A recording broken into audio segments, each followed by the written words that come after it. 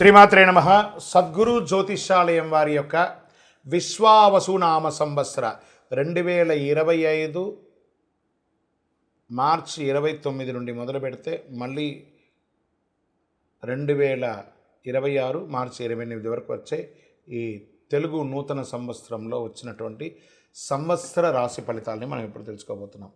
ప్రతి ఒక్కరికి ఏముంటుందంటే, గురుగారు నాకు ఎలా ఉండబోతుంది ఈ సంవత్సరం, నాకు ఆరోగ్యం ఎలా ఉంటుంది, నాకు ఐశ్వర్యం ఎలా ఉంటుంది, నా వ్యాపారం ఎలా ఉంటుంది, నాకు ఉద్యోగం ఎలా ఉంటుంది, నాకు అసలు ఉద్యోగం వస్తుందా రాదా, నాకు వివాహం అవుతుందా అవదా, నాకు సంతానం కలుగుతుందా కలగదా, నా వ్యాపారం అభివృద్ధి అవుతుంది, నేను విదేశాలకి వెళ్తానా వెళ్ళనా, ఎన్నో ప్రశ్నలతో కూడినటువంటి ఆ ప్రశ్నలకు సమాధానమే ఈ గోచార గ్రహస్థితి.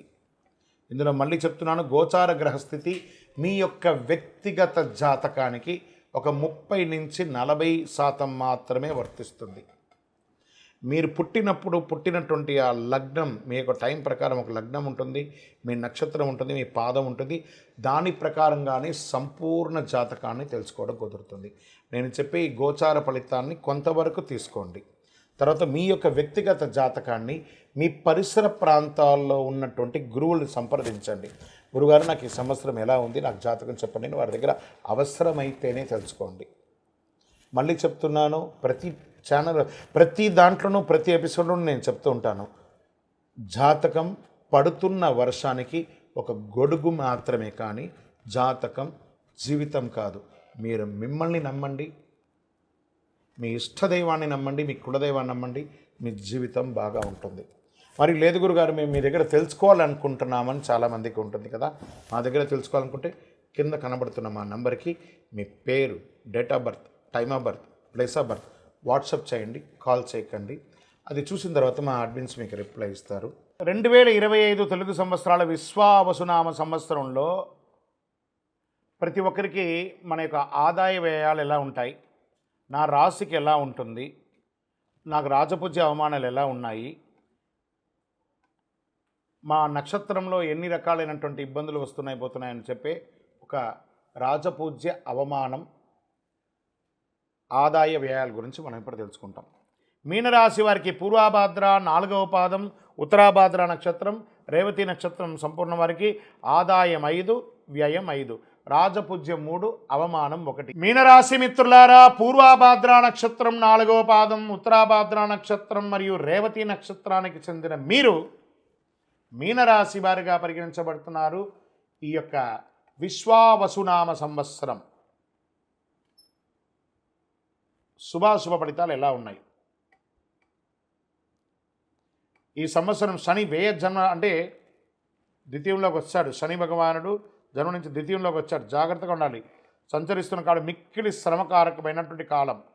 ఆరోగ్య లోపాలు, శస్త్రచికిత్స, బంధువైర్యములు, గృహచిత్రములు, వృధా వ్యయములు కలుగుతుంది. వ్యవసాయములందు చిన్న చిన్న నష్టములు, మానసిక అశాంతి, ఆందోళన, వృధా వాదనలు చోటు చేసుకుంటాయి. తేజోహాని, మతిభ్రంశం, భయం, అన్ని రకాలుగా ఇబ్బంది అవుతుందని కూడా చెప్పడం జరుగుతుంది.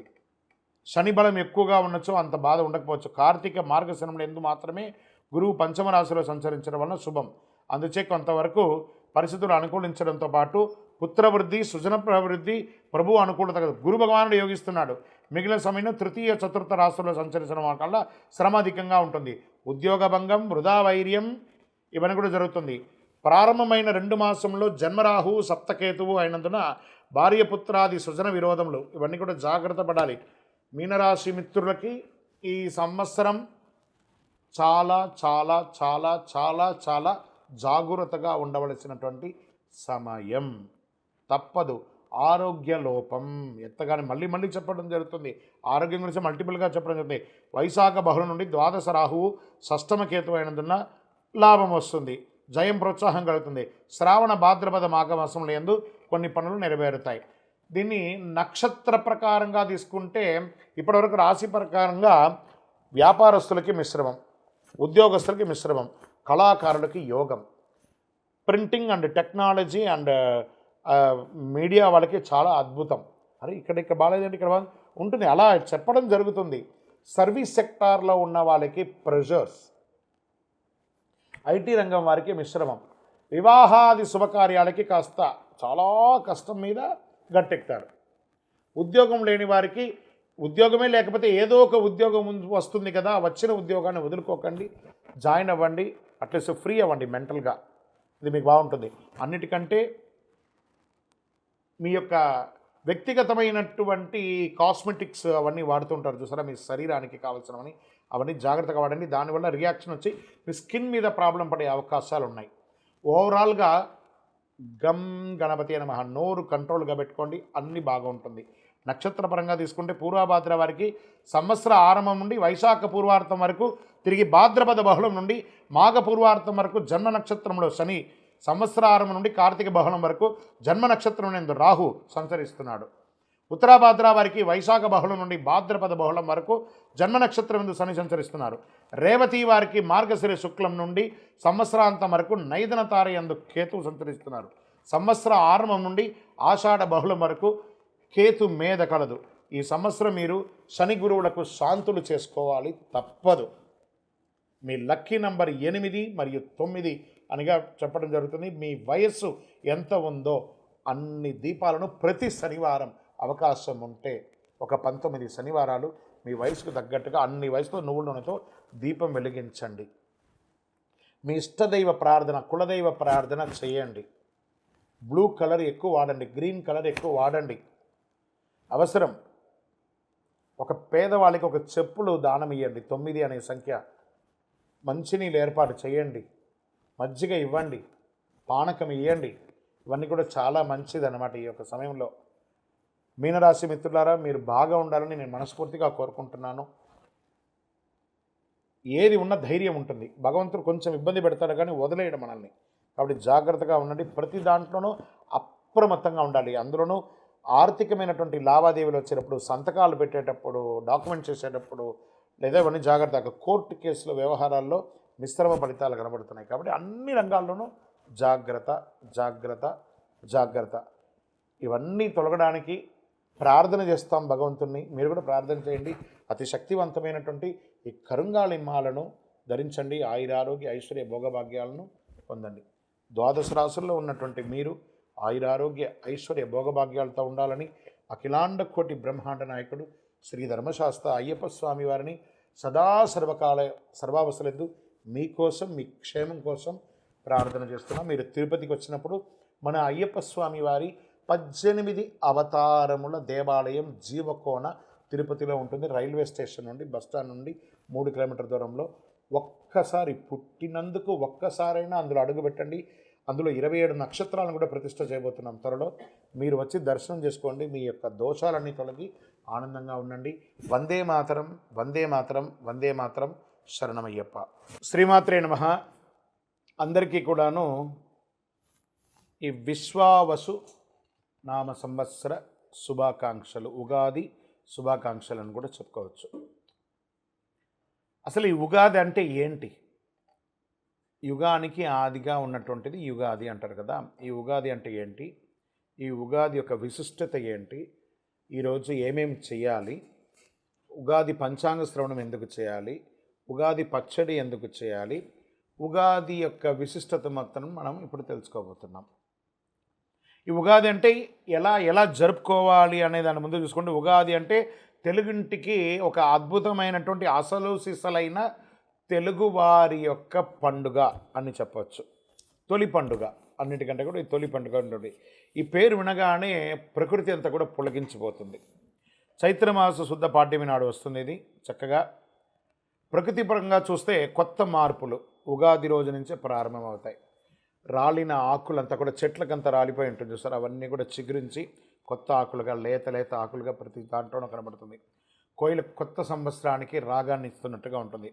మల్లె, మామిడి పిందులు, వేపపూత ఇవన్నీ కూడా చూస్తే ఎక్కడ చూసినా ఇది వచ్చేసి పట్టణంలో కంటే కూడా పల్లెల్లో చూస్తే చాలా ఆహ్లాదంగా ఉంటుంది. ఆ యొక్క ఇవన్నీ కూడాను ఉత్సాహంగా కోయిల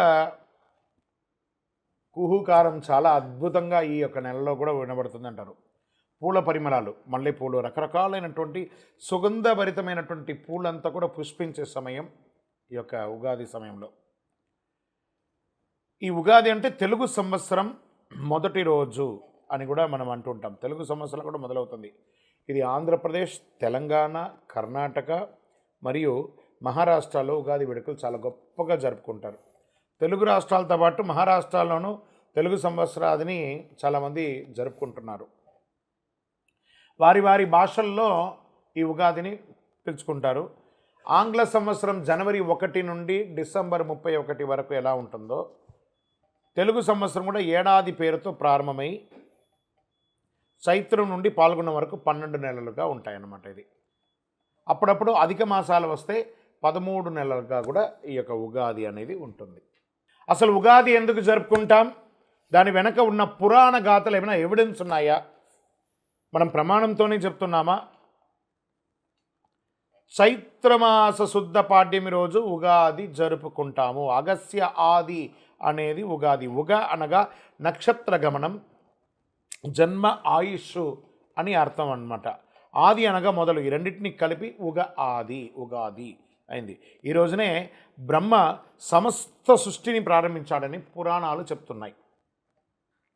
వైకుంఠనాథుడైనటువంటి విష్ణుమూర్తి మత్స్యావతారాన్ని ధరించి వేదాలను హరించిన సోమకాసురుని సంహరించి వేదాలను బ్రహ్మకు తిరిగి అప్పగించినటువంటి పర్వదినం ఉగాది. శాలివాహనుడు పట్టాభిషేకుడై శౌర్య పరాక్రమణతో శాలివాహన యుగకర్త బాసిల్లింది కూడా ఈ ఉగాది నాడే అని పురాణాలు పేర్కొంటున్నాయి. ఆదాయ వ్యయాలు, రాజపూజ్య అవమానాలు చెప్పడం జరుగుతుంది. కొత్త సంవత్సరం వర్షపాతం ఎప్పుడు ఉంటుంది అని చెప్పబడేది ఆ పంచాంగ శ్రవణంలో ఉంటుంది. శుభముహూర్తాలు ఎప్పుడెప్పుడు ఉన్నాయి, తర్వాత కర్తరి ఎప్పుడు ఉంది, మూడాలు ఎప్పుడు ఉన్నాయి, ఈ వాతావరణంలో ఏమైనా తేడా ఉందా, తర్వాత సంక్షోభం ఏమైనా ఉందా, అతివృష్టి అనావృష్టి ఏమైనా ఉందా, పంటలు ఎలా పండుతాయి, ప్రధానంగా పెళ్ళిళ్ళ సీజన్ ఉన్నప్పటి నుంచి ప్రారంభమవుతుంది కాబట్టి పెళ్ళిళ్ళు ఎలా ఉన్నాయి, ముహూర్తాలు అసలు ఉన్నాయా లేదా, తిరిగి ఎప్పుడు మంచి ముహూర్తాలు వస్తాయి. ఉగాది రోజున పంచాంగ శ్రవణం అన్ని దేవాలయాల్లోనూ, అన్ని ఊరిలోనూ, మన గ్రామ పంచాయతీలో కానీ, రాష్ట్ర ప్రకారం అయితే పెద్ద పెద్ద అధికారుల ముందర కానీ, లేదా గవర్నర్ బంగ్లాలోనూ, సీఎం బంగ్లాల్లోనూ ఒక్కొక్క వారి యొక్క ప్రకారం అందరూ చేసుకోవడం జరుగుతుంది.